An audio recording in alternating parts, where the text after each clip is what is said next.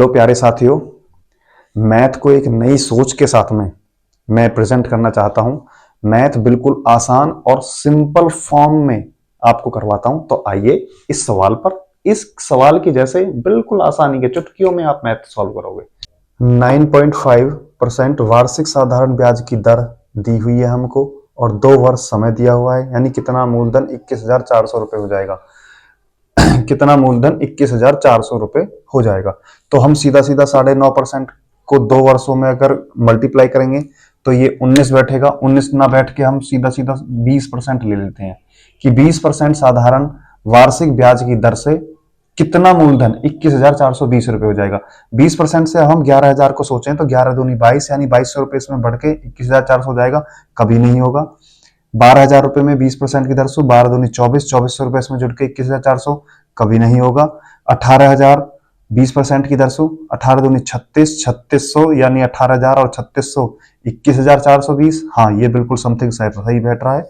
तो ये आंसर होगा और यही हमारा आंसर। इस प्रकार की सोच के साथ में मैथ को करते हैं। धृति एग्जाम, डीएफ एग्जाम को फॉलो कीजिए, लाइक कीजिए, सब्सक्राइब कीजिए।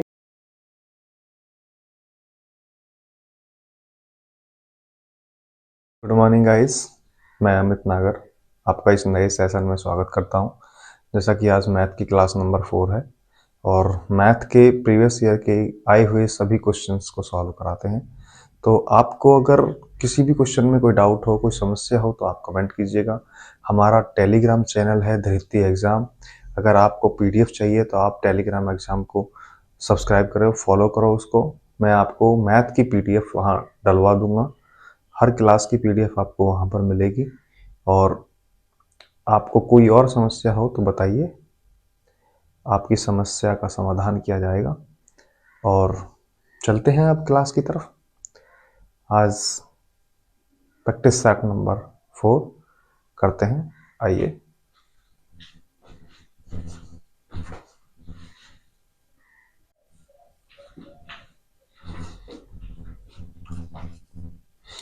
ये क्वेश्चन है, एक राशि है वो 2 वर्षों में 4% वार्षिक चक्रवर्ती ब्याज की दर से 13,520 रुपये हो जाती है। तो मूलधन राशि कितनी है? ऑप्शंस दिए हुए हैं। तो इसको हम सिंपली रेशो की फॉर्म से करेंगे, बिल्कुल आसान सिंपल, और 2 स्टेप में क्वेश्चन खत्म हो जाएगा।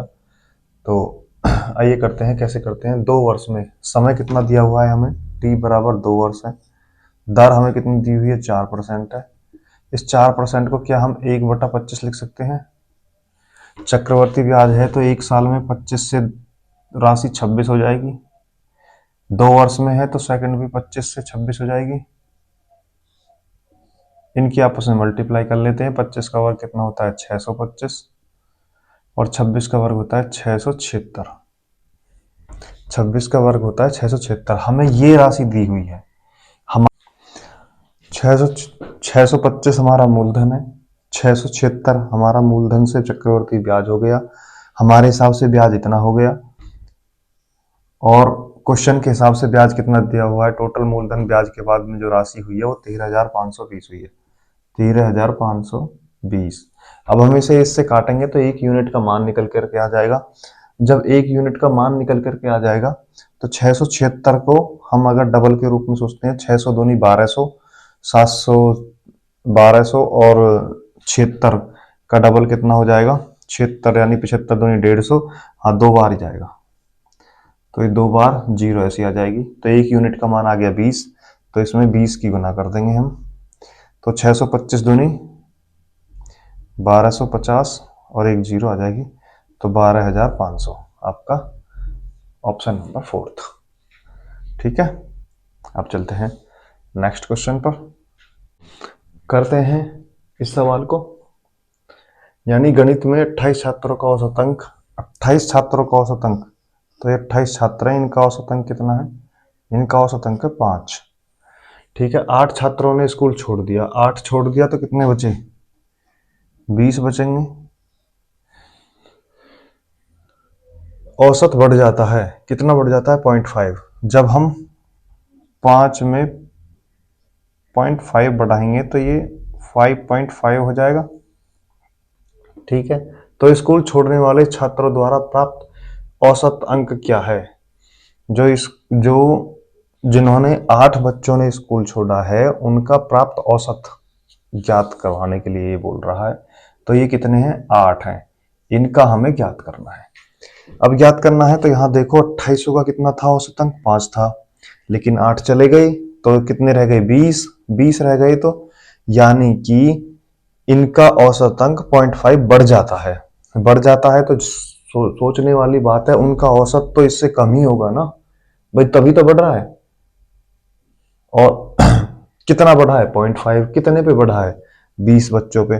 तो 0.5 की वृद्धि हुई है कितने पर? 20 पर। तो 20 पंजे 100 यानी 10 बढ़ गया। 20 पर 10 बढ़ गया। अब 20 पर 10 बढ़ गया तो ये 8 का औसत अंक प्राप्त करने के लिए कह रहा है। तो हम 10 को 8 से जब डिवाइड करेंगे तो 8 एकम 8, 2 बचे, 8 दूनी 16,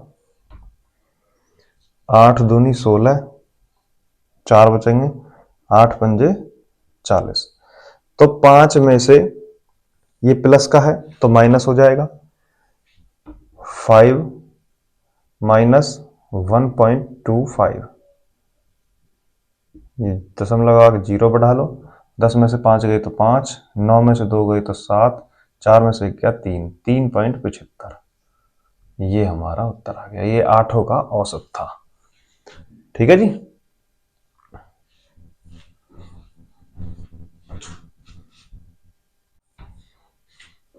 इकतालीस बटे 5, 43 बटे 5, 42 बटे 5, 44 बटे 5।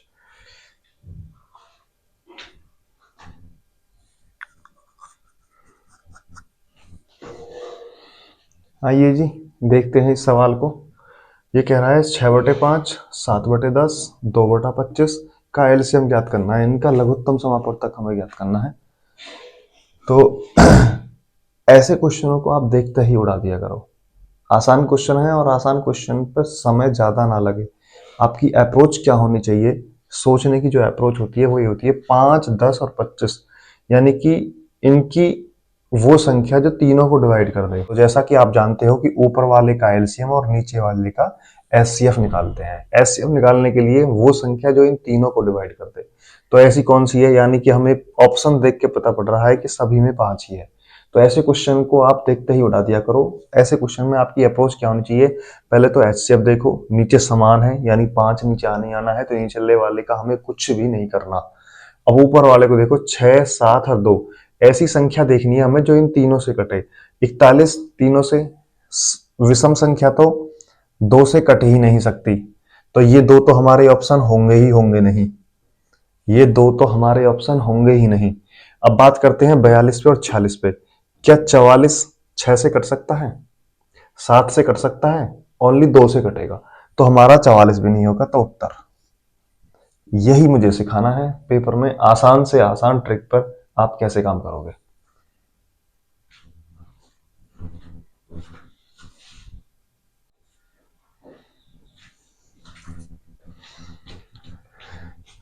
देखिएगा इस क्वेश्चन को। इसमें क्या कह रहा है? दो संख्याओं का एलसीएम 495, यानी एलसीएम कितना दे रखा है? 495। उनका एचसीएफ 5, एचसीएफ कितना दे रखा है हमें? 5। और यदि एक संख्या 55 है, एक संख्या दे रखी है 55, तो हमें दूसरी संख्या याद करनी है। इसमें फॉर्मूला आपने पढ़ ही रखा है होगा, पहली संख्या गुना दूसरी संख्या बराबर एलसीएम गुना एचसीएफ। पहली संख्या कितनी है? 55 है, गुना सेकंड संख्या को हम b मान लेते हैं। एलसीएम और इसका गुणनफल कितना हो गया? 495 गुना 5, ये 55 यहां आ जाएगा, ये 55 इधर आ जाएगा। 5 से ये कट गया 11 बार, 5 से ये कट गया 11 बार, और 11 से ये कट गया 11 चौक 44, 11 पंजे 55। तो दूसरी संख्या आ गई 45। दूसरी संख्या आ गई 45। इन दोनों का अंतर ज्ञात करने के लिए पूछा है, तो अंतर आ गया 10। दोनों का अंतर ज्ञात करने के लिए पूछा है, तो पहली संख्या दूसरी संख्या, इसमें से घटा के अंतर 10, 10 आपका उत्तर। ये आपका क्वेश्चन। चलते हैं अब अगले सवाल पर।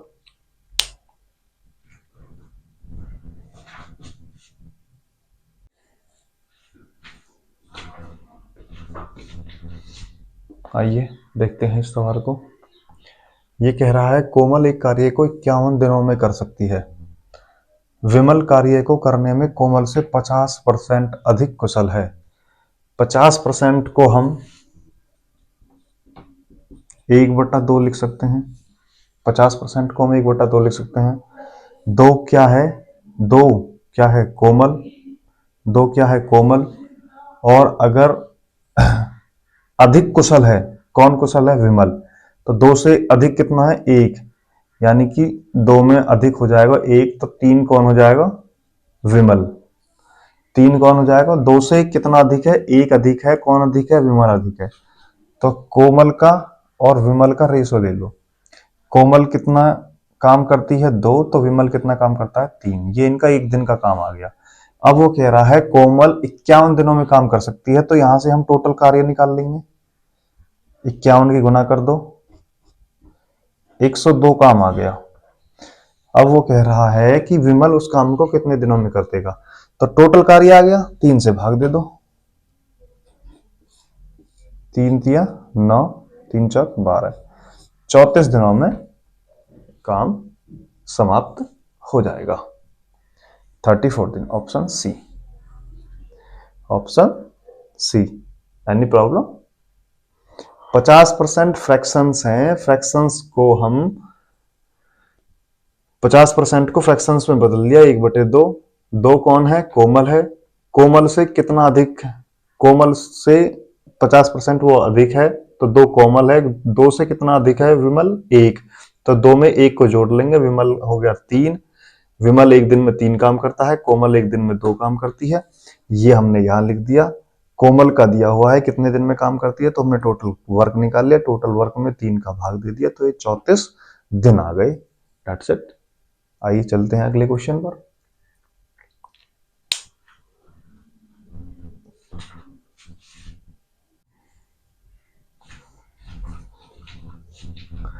आइए देखते हैं इस सवाल को।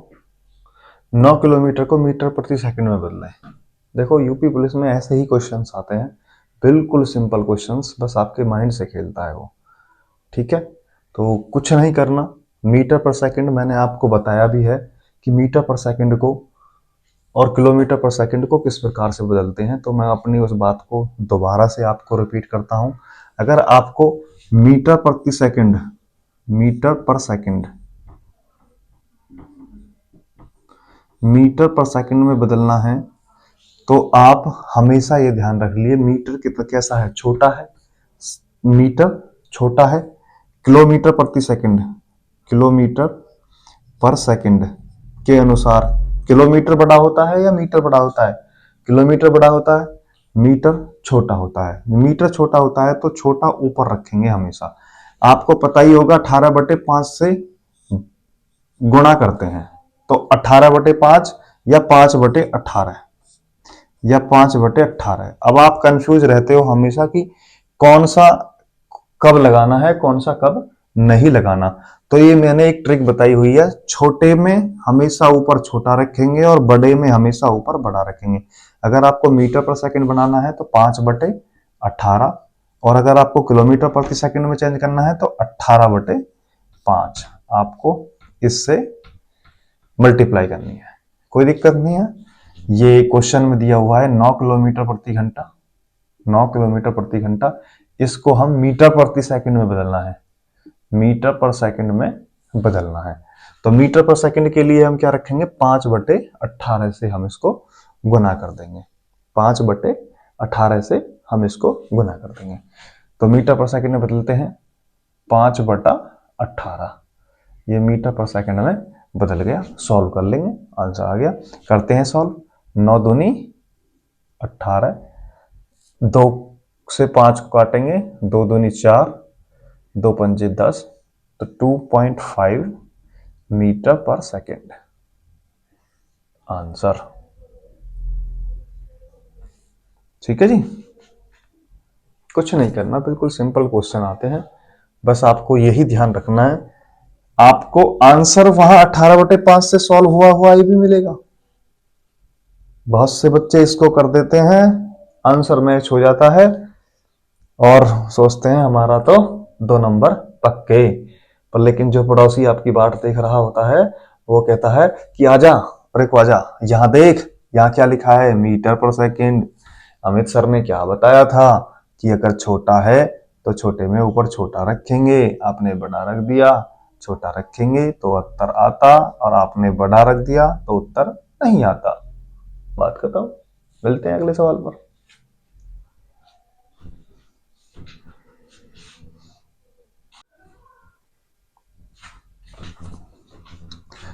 देखते हैं इस सवाल को।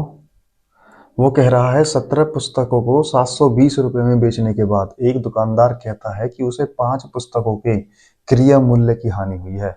क्या कह रहा है वो, उसे 5 पुस्तकों के क्रय मूल्य की हानि हुई है, यानी हानि हुई है उसे, तो हानि का फॉर्मूला लगा दो, इसमें उत्तर आ जाएगा। कुछ नहीं करना, तीनों मान दिए हुए हैं, तीनों मान दिए हुए हैं, चौथा मान निकालना है।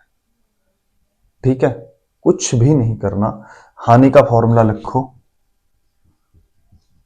हानि बराबर क्रय मूल्य माइनस विक्रय मूल्य।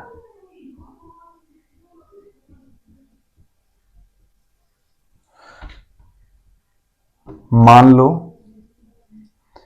सीपी बराबर एक्स, तो कितने क्रय मूल्य के बराबर हानि हुई है, 5 पुस्तकों के क्रय मूल्य के बराबर, तो 5x की हानि हुई है, 5x की हानि हुई है। कितनी पुस्तकें थी, 17 पुस्तकों को बेचा गया है, तो 17x कितने में बेच रहा है, विक्रय मूल्य कितना है 720, सॉल्व कर दो। 17x इधर आएगा तो ये माइनस के 12x हो जाएगा, माइनस के 720, माइनस से माइनस कटा, 12 से 72 कटा, 6 बार तो ये 60 आ गया, x बराबर 60। क्रय मूल्य कितना आ गया 60, आंसर।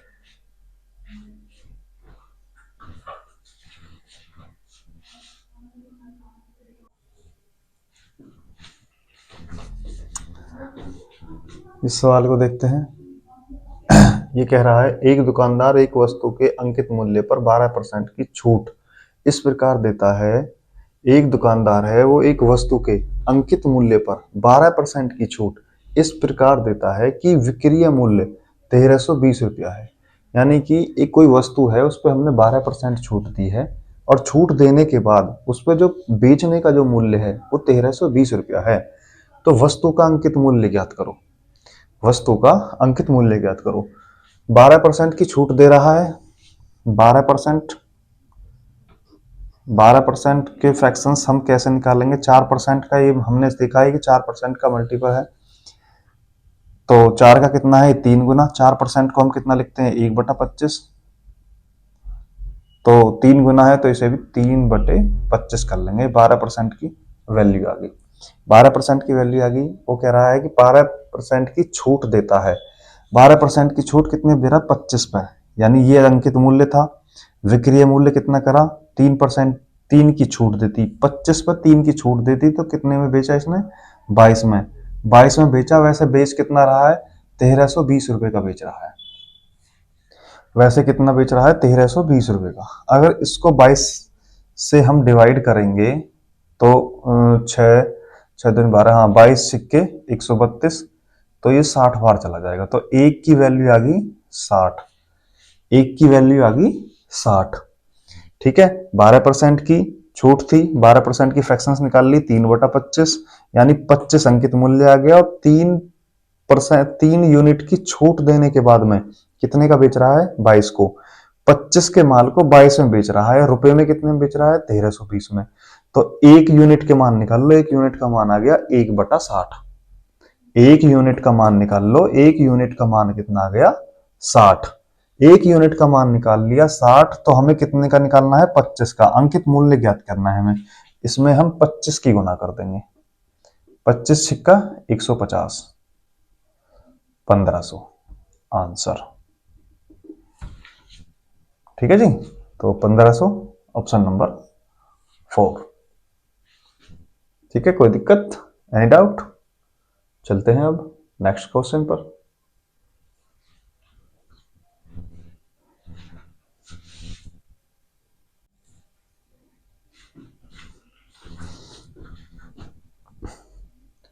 ए, बी और सी की प्रतिदिन की औसत आय 45 रुपए है। ए की, बी की और सी की प्रतिदिन की औसत आय कितनी है? 45 रुपए। तो ए, बी एंड सी, इनकी प्रतिदिन की औसत आय कितनी है? 45 रुपए। यदि ए और बी की प्रतिदिन की औसत आय 40 रुपए और बी और सी की प्रतिदिन की औसत आय 43 रुपए है, तो बी की प्रतिदिन की आय ज्ञात करनी है। तो पहले हम तीनों की प्रतिदिन की आय निकालेंगे, तीनों की एक साथ। ये हमें औसत दे रखी है। अगर सभी की निकालेंगे तो 3 की गुना कर देंगे, 3 पंजे 15 को 5 का हासिल लगो 1, 3 12, 1 13, 135 तो आ गई तीनों की। ए एंड बी की औसत आय कितनी है? ए की और बी की प्रतिदिन की औसत आय 40 है, तो इनकी दोनों की निकाल लेंगे, तो इनकी आ गई 80 रुपए। इनकी दोनों की निकाल लेंगे, इनकी आ गई 80 रुपए। बी और सी की प्रतिदिन की औसत आय कितनी है? बी एंड सी की प्रतिदिन की औसत आय कितनी है? 43 रुपए गुणा 2 बराबर 86 रुपए। अब हमें यह देखना है कि हमसे क्या पूछा है, बी की प्रतिदिन की औसत आय पूछी है। बी की प्रतिदिन की औसत आय हम कैसे निकालेंगे? बी की प्रतिदिन की औसत आय हम कैसे निकालेंगे? 135 में से 80 को घटा दो, 135 में से 80 को घटा दो, तो 5 का 5, 13 में से 5 गए तो, सॉरी 13 में से 8 गए तो 5, 55 रुपए आ गई। ये किसकी आ गई? ये सी की आ गई। अब कहोगे जी हमें तो बी की निकालनी थी, सी की आपने क्यों निकाल दी? सी की हमने इसलिए निकाल दी कि हम सी का हिस्सा यहां से घटा देंगे। ये 86 है, 86 है, 86 में से 55 घटा दो, 6 में से 5 गए तो 1, 8 में से 5 गए तो 3, ये बी की आ गई। कितनी है? 31, ऑप्शन नंबर 4 आंसर। तीनों की दी हुई है, पहले तीनों की कुल निकाल ली। ए और बी की दी हुई है तो ए और बी की कुल निकाल ली। बी और सी की दी हुई है, इनका औसत दिया हुआ है तो इनका कुल निकाल लिया। ए और बी का औसत 40 था तो ये 80 आ गई। बी और सी का औसत 43 था तो ये 86 आ गई। जब ये 86 आ गई तो अब ए और बी और सी, इसमें से हम ए और बी की घटा देंगे। तीनों की में से ए और बी की घटा दी हमने, ए और बी की घटा दी तो सी की प्राप्त हो गई। अब सी की प्राप्त हो गई तो बी और सी में से हम सी की माइनस कर देंगे तो बी की बच जाएगी। ओके, चलो चलते हैं नेक्स्ट सवाल पर।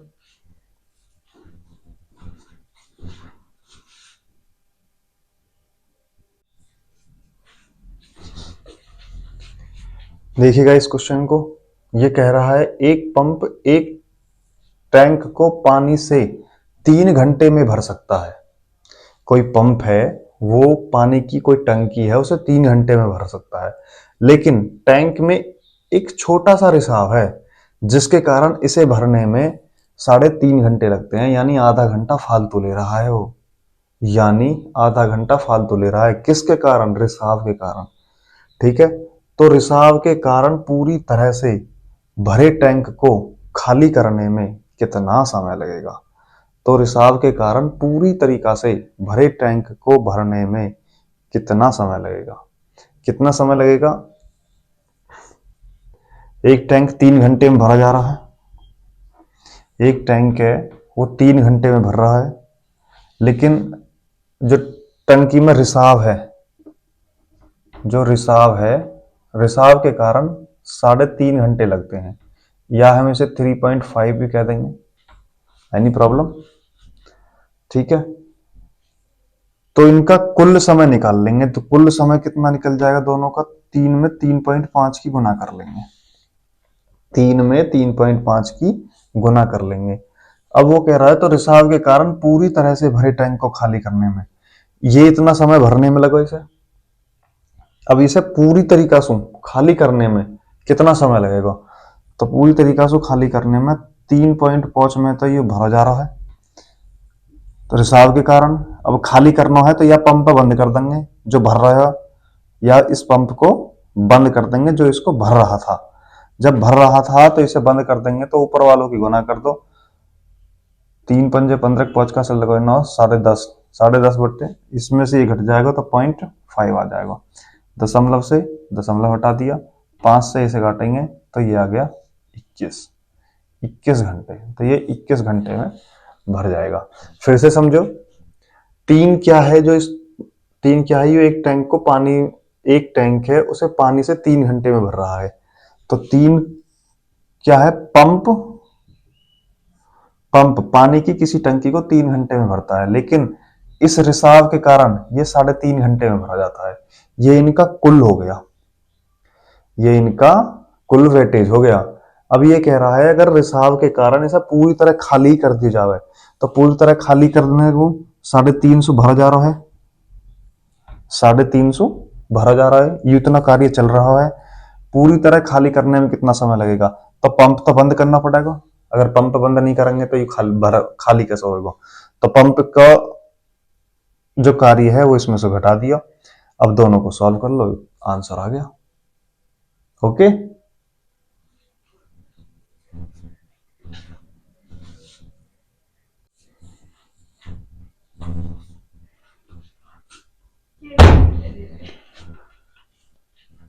रोहन बिंदु ए से बी तक 50 किलोमीटर प्रति घंटे की गति से चलता है और बी से 30 किलोमीटर प्रति घंटे की गति से वापस ए पर लौटता है, तो उनकी औसत गति ज्ञात कीजिए। इसमें औसत चाल पूछ रहा है। औसत चाल का आपने फॉर्मूला पढ़ा होगा 2xy बटे x प्लस वाई। सीधा फॉर्मूला रखना है, मान रखने हैं, कुछ नहीं करना, गुणा भाग करने हैं, क्वेश्चन खत्म। ठीक है, करते हैं। तो रोहन बिंदु ए से बी तक 50 किलोमीटर प्रति घंटे की गति से चलता है। तो एक तो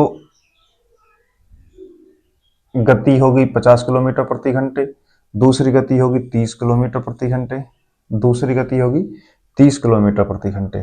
तो औसत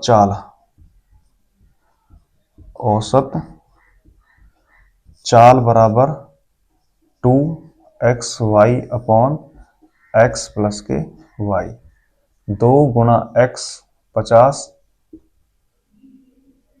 y 30 गुणा है ये, और नीचे दोनों को जोड़ के 80 लिख दो।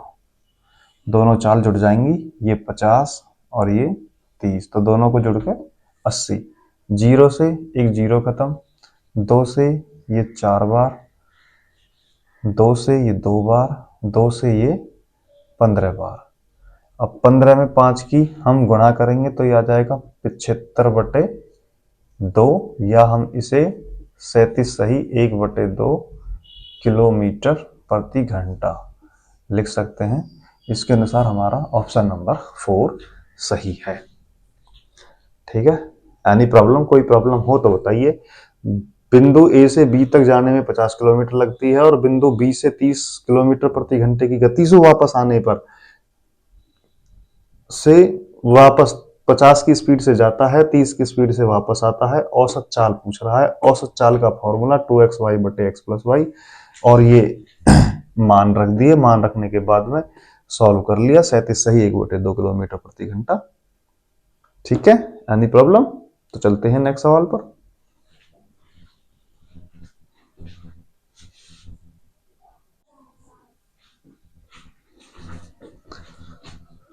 देखिए बच्चों, इस सवाल को ये कह रहा है एक रेडियो को 1900 रुपए में बेचने से मुझे 5% की हानि होती है। कोई रेडियो है, उसे 1900 रुपए में बेचा जा रहा है, तो वो कह रहा है 5% की हानि होती है। यदि मैं इसे 2080 रुपए में बेचूं तो मुझे कितने प्रतिशत का लाभ होगा। यानी किसी रेडियो को 1900 में बेचने से तो 5% की हानि होती है, यदि इसे वो 2080 रुपए में बेचता है तो मुझे कितने प्रतिशत का लाभ होगा। तो मुझे कितने प्रतिशत का लाभ होगा। चलो करते हैं, फ्रैक्शंस लिखो। 5% की हानि कितनी है, हानि कितनी है, 5% की हानि है। 5% को हम 1/20 लिख सकते हैं, क्या लिख सकते हैं या नहीं? यस या नो? यस ना, ठीक है। तो 20 पे 1 की हानि, तो हम इसको कितना लिख देंगे 19/20। 19 का मान हमें कितना दे रखा है 1900। 1 यूनिट का मान निकाल लेंगे, 19 से 1900 कट गया तो 100, ये 1 यूनिट का मान आ गया। 1 यूनिट का मान आ गया तो 20 यूनिट का मान निकाल लो, 100 की इसमें गुना कर दो, ये कितना आ गया 2000। 2000 उसका सीपी आ गया। अब इतने की वस्तु है, कितने में बेचनी है 2080 में, 2080 में बेचनी है। 2000 की वस्तु है, 2080 में बेचनी है, तो कितने का फायदा 80 रुपए का फायदा। कितने पर 2000 रुपए पर। परसेंटेज निकाल लो, 2 जीरो 3 जीरो, 3 जीरो से 3 जीरो खत्म, 2 से 8 कट गया 4 बराबर 4%, बराबर 4%। कोई प्रॉब्लम। दोबारा देखो, 5% की हानि थी, 5% को फ्रैक्शंस में बदला, 1/20। हानि है तो 1 माइनस करके, 20 की वस्तु 1% की हानि तो 19/20। 19 की वैल्यू दी हुई है हमें 1900 रुपए, 1 की वैल्यू आ गई 100, तो 1 यूनिट की मान 100 है तो 20 यूनिट का मान निकाल दिया हमने 2000 रुपए। 2000 रुपए हमारा सीपी आ गया। सीपी 2000 आ गया तो अब हम उसे 2080 में बेचना चाहते हैं। 2080 में बेचना चाहते हैं तो कितने का फायदा है 80 का फायदा, कितने पर है 2000 पर, परसेंटेज निकाल लो 4%। आंसर। Any problem. कुछ प्रॉब्लम हो तो कमेंट कीजिएगा, चैनल को लाइक कीजिएगा, सब्सक्राइब कीजिएगा और इसी प्यार को बरकरार बनाए रखिएगा। प्लीज सभी अपने 5-5 फ्रेंड को तो शेयर कीजिए। वीडियो को जितना ज़्यादा शेयर करोगे उतना ही ज़्यादा मुझे भी अच्छा लगेगा, मैं भी उतना ही ज़्यादा मेहनत करूंगा आपके लिए और अच्छे से अच्छे क्वेश्चंस लाऊंगा। अभी क्वेश्चंस मैं आपके सर्च कर रहा हूँ, जैसे क्वेश्चन मिलते हैं, अच्छे अच्छे क्वेश्चन मिलते हैं, मैं आपको वो क्वेश्चंस आपके लिए लेकर के आता हूँ, सॉल्व करवाता हूँ। आपको ऐसी ही इसी ही प्रकार के क्वेश्चंस वहां पर मिलेंगे, यही क्वेश्चंस का लेवल होगा, इससे अलग कुछ नहीं होगा। चाहे आप वहां मिला लेना, मैं एज इट इज आपको स्क्रीनशॉट डालूंगा। देखो ये क्वेश्चंस की मैंने तैयारी कराई थी आपको और सेम यही क्वेश्चंस आपको एग्जाम में मिले हैं। तो प्लीज लाइक एंड सब्सक्राइब कीजिएगा, अपने दोस्तों को शेयर कीजिएगा, सब्सक्राइब करवाइएगा और इसी प्यार को बनाए रखिएगा।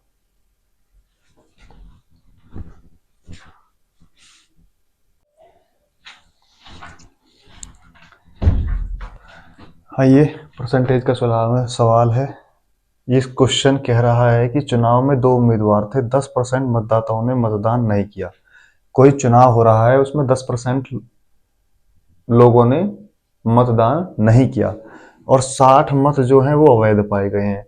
विजेता उम्मीदवार को कुल मतों का 47%, विजेता उम्मीदवार को कुल मतों का 47%, कुल मत कितने हैं 100%, कुल मत मान लो 100 है, 100 का 47%, 100 का 47% विजेता उम्मीदवार को मिला है और 308 मतों से जीता है।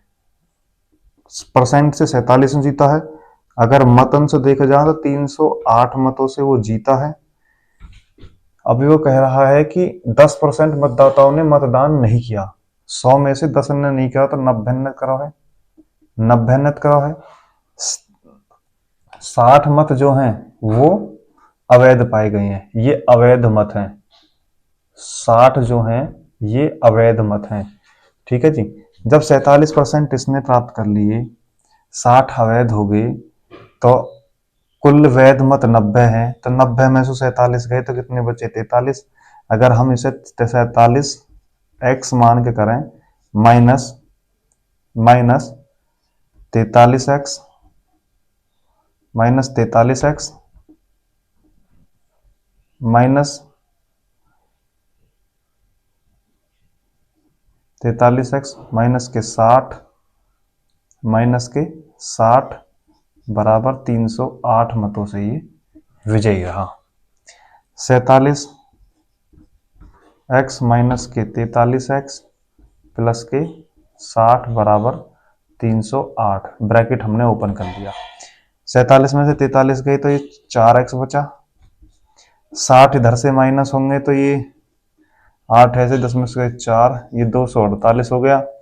4 से ही इसको काट दो, 4 सिंह 24, 4 दूनी 8, x बराबर कितना आ गया 62, x बराबर कितना आ गया 62। अब वो कह रहा है कि x बराबर 62, तो 47% तो हमारे थे। x क्या आ गई हमारी, x हमने कितने माने थे, x हमने माने थे मत, मत हमारे कितने हैं 100%, तो इसमें 100 की गुना कर दो, तो इसमें 100 की गुना कर दो, टोटल मत आ गए 6200, 6200 हमारे कुल मत हैं। ओके जी, दोबारा से देखो, एक चुनाव में 100% मतदाताएं होते हैं, 10% अवैध मत थे, यानी 10% जो मतदाताओं ने अपने मत का प्रयोग ही नहीं किया, तो 90% लोगों ने अपने मत का प्रयोग किया। जीतने वाले को 47% मिले, तो हारने वाले कितने मिले होंगे, 90 में से 47 घटा दोगे, -47 कर दोगे तो 43 बचे, ये हारने वाले को मिले। 47 जीतने वाले को मिले, 43 हारने वाले को मिले, माइनस इसमें से 60 मत जो है वो अवैध घोषित हो गए, ये मान यहां रख दिया, 308 बराबर जीत, 308 से जीत हुई। टोटल आंसर, टोटल 6200 कुल मत थे। ठीक है जी,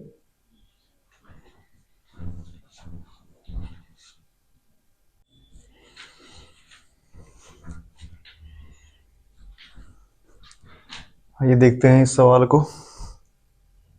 दो संख्याएं x और y है, वो किसी तीसरी संख्या z से क्रमशः है 20% और 28% कम है, तो संख्या y संख्या x से कितने प्रतिशत कम है। ठीक है जी, परसेंटेज का क्वेश्चन है। परसेंटेज, प्रॉफिट एंड लॉस, ब्याज, इन चैप्टरों के रेशो बहुत ज़्यादा हैं। मैंने जैसे आपसे कहा था कि मैं आपको 5-5 क्वेश्चंस इन चैप्टरों के करवाऊंगा, तो यानी कि आपको 8-8, 9-9 क्वेश्चंस प्रीवियस ईयर के मिलेंगे और 5-5, 6-6 क्वेश्चंस चैप्टर वाइज मिलेंगे। तो चैप्टर वाइज में मैं आपको आज परसेंटेज की कुछ फ्रैक्शंस हैं, उन फ्रैक्शंस को इस क्लास के लास्ट में ऐड करा दूंगा, तो आप उनको फ्रैक्शंस पे आप अपना पकड़ बनाइए, और नेक्स्ट डे से मैं आपको 5 क्वेश्चन परसेंटेज के, जब तक परसेंटेज खत्म नहीं होता है, 5 question percentage, profit and loss, ratio और ब्याज, इन चैप्टरों को आपको कंप्लीट करा दूंगा। फिर उसके बाद में नंबर सिस्टम और 2D, समय और दूरी, फिर उसके बाद लेंगे। इस प्रकार से मैं आपका कोर्स भी कंप्लीट करा दूंगा, प्रीवियस ईयर के क्वेश्चंस कंप्लीट हो जाएंगे, आपका संपूर्ण रिवीजन हो जाएगा, पूरी तरीका से आप मैथ में अच्छी पकड़ बना पाएंगे। और जिसने ये किया वो, मैं ये बता रहा हूँ आपको, 22 क्वेश्चन आते हैं, 22/22 की गारंटी मुझसे लिखवा कर ले जाओ। जिसने मेरी सभी क्लास की हैं और उन क्लासों के क्वेश्चंस उसने दोबारा अपने एंड से किए हैं, ये इस चीज की मैं श्योरिटी की गारंटी मैं आप लोगों को देता हूं। तो आइए आज के इस क्वेश्चन पे चलते हैं। दो संख्याएं हैं, पहली संख्या, दूसरी संख्या और तीसरी संख्या। एक को x बोल रहा है, एक को y बोल रहा है, ये z बोल रहा है। क्या कह रहा है, z से क्रमशः 20% और 28% कम है। अगर मैं z को 100 मान लेता हूं तो ये 20% कम है, ये 80 हो गई, और ये 28% कम है तो ये 72 हो गई। अब वो कह रहा है कि संख्या y x से, संख्या जो y है वो x से कितने प्रतिशत कम है। संख्या y x से कितने प्रतिशत कम है, तो ये कितने कम है, 8%। किससे कम है, x से, जिससे कम है उसको नीचे लिख दो, गुणा 100, 0 से 0 खत्म, 8 से 8 खत्म, बराबर 10% कम है। कितना कम है, 10%। भाई वो बोल रहा है z से 20% कम है, तो z से 20% कम 80 हो गई, और संख्या y 28% कम है, तो z से 28% कम है तो ये 72 हो गई। अब वो कह रहा है y जो है वो x से कितने प्रतिशत कम है, y x से कितने प्रतिशत कम है, तो कितनी, यहाँ रेशो में देखो तो कितने में कम है, ये 8.8 यूनिट कम है, और वैसे टोटल कितनी है, ये 80, तो 80 से 8 कम है, तो परसेंटेज निकाल दो, ये आ जाएगा 10%। ठीक है, आइए चलते हैं नेक्स्ट सवाल पर। नेक्स्ट सवाल क्या कहता है आपसे कि एक वैन आरेख, एक सिनेमा में, एक वैन आरेख में, ये वैन आरेख है, इसमें दिया हुआ है कि एक सिनेमा में आइसक्रीम और पेय खरीदने वाले लोगों की संख्या दर्शाता है। इस वेन आरेख में आइसक्रीम और पेय पदार्थ की संख्या दर्शाई जा रही है। ठीक है जी। आइसक्रीम 3 रुपए और पेय पदार्थ 2 रुपए में बेचे जाते हैं। आइसक्रीम को बेच रहा है 3 रुपए में और पेय पदार्थ को बेच रहा है 2 रुपए में। ठीक है जी। आइसक्रीम को 3 रुपए में बेचता है, पेय पदार्थ को 2 रुपए में बेचता है। कुल 262 रुपए का खर्चा होता है। कुल खर्चा कितना होता है? 262 रुपए का खर्चा होता है। कुल खर्चा कितना होता है? 262। कुल खर्चा कितना होता है? 262 रुपए का कुल खर्चा होता है। तो कितने लोगों ने ड्रिंक और आइसक्रीम दोनों खरीदे? ड्रिंक और आइसक्रीम दोनों खरीदे, यानी वो इसका मान ज्ञात करने के लिए बोल रहा है। हम इसको x मान लेते हैं। x मान लेते हैं तो x लोग जो ये x लोग हैं, ये आइसक्रीम भी खरीदते हैं, ये पेय पदार्थ भी खरीदते हैं। ठीक है जी। ये पेय पदार्थ खरीदते हैं, आइसक्रीम खरीदते हैं, तो इसकी वैल्यू कितनी होगी? 5। तो 5x तो ये हो गया, यहां पर 5x हो गया। 16 तिया 48, ये 48 हो गया। 32 दूनी 64 हो गया। ठीक है, तो ये मान यहां रख दो। 64 + 48 + 5x बराबर 262। 64 और 48, 8 5 12 2 का असर लगभग 1, 6 4 10, 6 4 10 1 11 है। 112 इसमें से माइनस हो जाएगा। 0 5 150, तो 5x बराबर 150, 5 तिया 15 30, x बराबर 30। तो कितने लोग ड्रिंक्स और आइसक्रीम दोनों खरीदते हैं? 30 लोग ड्रिंक्स और आइसक्रीम दोनों खरीदते हैं। 30 लोग ड्रिंक्स और आइसक्रीम दोनों खरीदते हैं। ठीक है जी।